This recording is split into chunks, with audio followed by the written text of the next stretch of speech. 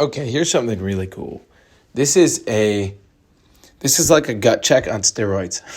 So buckle up. I promise you it will be worth it. Being in delusion and hiding from reality is never a good idea. When you can look at reality with a bold, stance, look it square in the eye and really direct it, it may be painful right away, but man, will you thank yourself later. So here's the question that will open this up is, when you look at your life 5 years ago, look at how much money were you making, your income, your bank account. Look at your relationships. Look at your significant other. Look at your peer group. Look at the home you lived in or the apartment you rented, or maybe you had roommates or whatever. You look at 5 years ago. How much has really changed? For some of you, it's night and day difference, completely different, super awesome, great. For some of you, it's disturbingly similar. For some of you, it might even be worse. And I'm encouraging you to do this because this is that cool gut check. So for those of you where your life is actually way better, awesome. I'm going to encourage you, write down what actually made it different. Capture that for yourself so you know what to double down on. For those of you where your life isn't different, how long are you going to wait? How long are you going to let it keep on going? Okay. So if you want in your life the ability to always have a roadmap, always have a guide, so you always know what to do, so that way you can always make sure that your life keeps getting better for you and for everyone around you. Because the world, look at it where it was 5 years ago to now, there's a lot of stuff that ain't getting better yet. Bigger purpose here is for us to really change that. But there's some groundwork that we got to cover in order to do that. So this roadmap, this guide for you, what this is, it's like a North Star. It's called your self-honesty. But your self-honesty is something that is grossly misconstrued. Grossly misconstrued. Because some people will say, oh yeah, deep down, my self-honesty. Like for myself, it took me 7 to 8 months when I first heard the term self-honesty to feel like I actually had any sort of grasp on what it was. Because when I first heard this, I was like, oh, cool, self-honesty. Okay, I guess be honest with myself. Sure, I won't lie to myself. And then I go back to lying to myself because it was so automated. I mean, decades and decades of my life and the world all set up where we become really good at being delusional. And it was like, I was like the positive guy. People were like, oh, yeah, you're so awesome. Like, wow, I've never met someone as emotionally and as intelligent as you. And deep down on the inside, I'm like all messed up and anxious and stuff. Crazy. Really crazy. But when I really took on self-honesty and I made that decision, guess what happened? I was willing to look at the good in my life, the bad in my life, and the ugly parts of my life. The good, the bad, and the ugly. Brutally, every day. I would do my self-forgiveness every day. Do the commitment statements every day. Use Techno-Tutor every day, rebuilding that foundation. Reach out to people all the time. Always talking to people. Every day having at least 1 or 2 good conversations with people. Really taking that on. And over time, slowly but surely, I developed self-honesty. So now it's undeniable. It's like I will still have moments where there will be a slight denial of it. And when that happens, though, it's like you can sense it. Not even going to say the word feel it, you sense it because it's common sense. It's like you common sense it because you're able to reason it out for yourself. And you can say, oh, look, if I keep participating in this stupid decision, if I keep participating in avoiding responsibility, if I keep avoiding having that conversation with that one person, it's going to get worse. Then you face it square on and you handle it. And you have to also be self-honest about how you best bring it up. Like if someone else is involved, let's say you have to have a deep chat with someone about something that's been bothering you.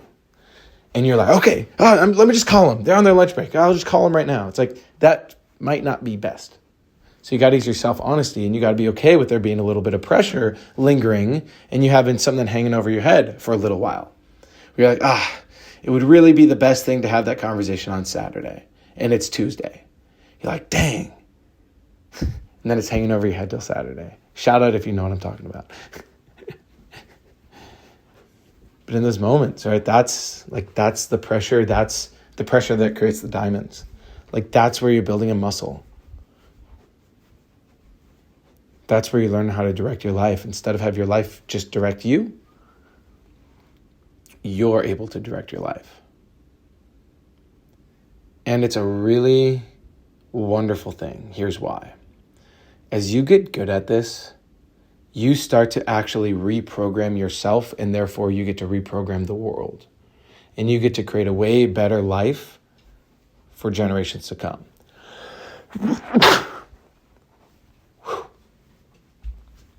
Felt good.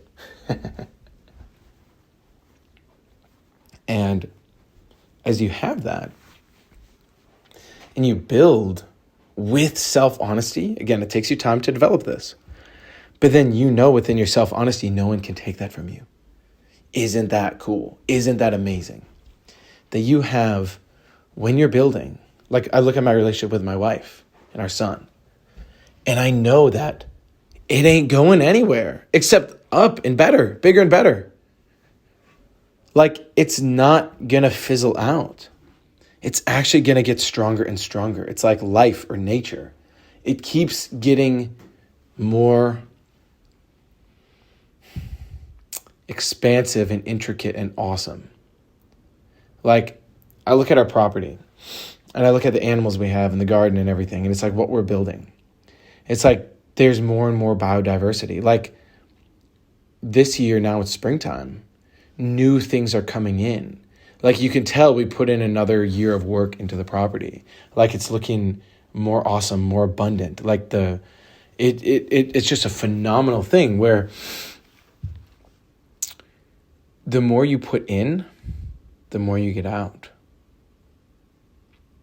And when you do that from self-honesty, your life gets exponentially better, as does the life of others around you. But when you're not doing it, guess what happens? Life is just eroding. It's like clawing you in the back. Kind of like, hey buddy, wake up.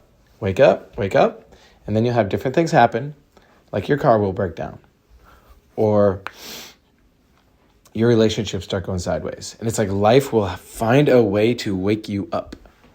But when you have the self-honesty, you can learn the lessons way quicker with more efficiency.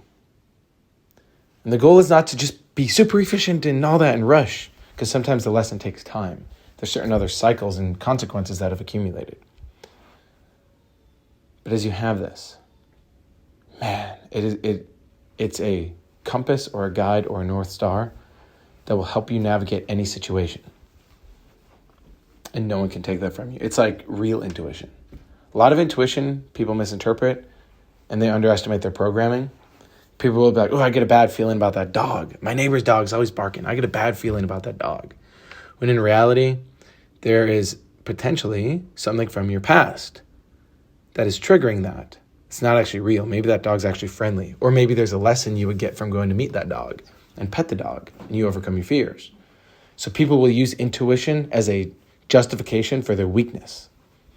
But self-honesty would allow you to see, does it make sense for me to be afraid of that dog? Okay? And the ultimate point here is self-honesty about your purpose and what you're here to do. For example, would it be best for everyone in the world to be aware of the idea of self-honesty and to be supported to develop self-honesty? If you're really honest about it, yeah. You may not know how it's going to happen, but do you see the common sense of everyone being aware of certain things? That would be helpful. And we can then really work as a group if everyone has self-honesty. So certain things like that where you develop this. It takes time, but it's worth it. Okay? So I'd encourage you, really look at this today. Like, again, this may not be the most fun feeling you have, Because if there's stuff you've been suppressing, it's going to come to the surface. But let's just say this. Like, let's say if you knew you had an illness, a terrible illness, and you had the results to prove you had the terrible illness, wouldn't you want to know ASAP so you could heal yourself? Or would you want to ignore it to the grave? And that's your opportunity right here.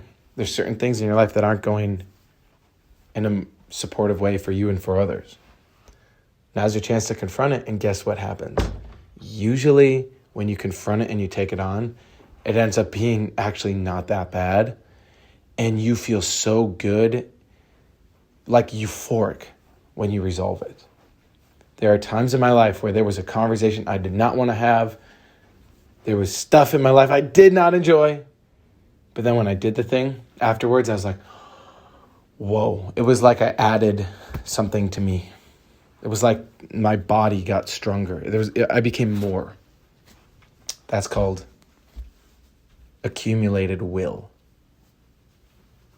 When you have that willpower, there's nothing that isn't possible, all right? So I'm going to see you and everyone else who listens to this accumulate that will. And us together then have that synergy. Powerful stuff. All right? Go ahead. Leave a like, comment, share. The world needs to hear this stuff. A lot of more good episodes to come. See you in the next one.